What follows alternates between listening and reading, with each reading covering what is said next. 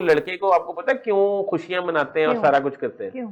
वो कुर्बानी का बकरा होता है। हाँ। वो कुर्बानी का बकरा इस तरह होता है, माँ बाप सोचते हैं कि अच्छा अब हमारी 4 बेटियां थी, अब ये आ गया, अब उसकी मालिशें हो रही हैं, उसको दूध मक्खन खिलाया जा रहा है, उसको घर का सबसे अच्छी हांडी में से बोटी दी जा रही है। हाँ। वो पता है क्यों दिया जा रहा है? क्यों? कि यह 4 कुड़ियां नहीं ब्यानी है बच्चे ने, ठीक है, ये कुर्बानी का बकरा है। वो 4 फिर वो कमाता है, फिर वो मैट्रिक से शुरू हो जाता है, 18 साल की उम्र से कमाना 4 लड़कियों का, बहनों का ब्याह करता है, उतनी देर में उसके बाल उड़ जाते हैं, उसकी उम्र 35-40 साल हो जाती है।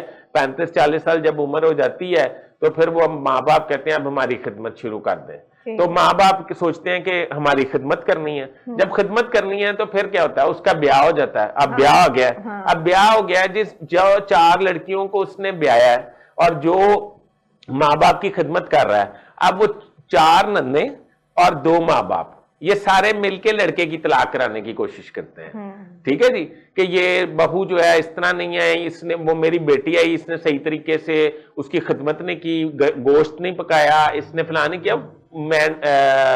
मसला तो लड़के में है, लड़के ने करना। अच्छा, एक तो लड़के को समझते हैं कुर्बानी का बकरा और लड़की को समझते हैं बोझ।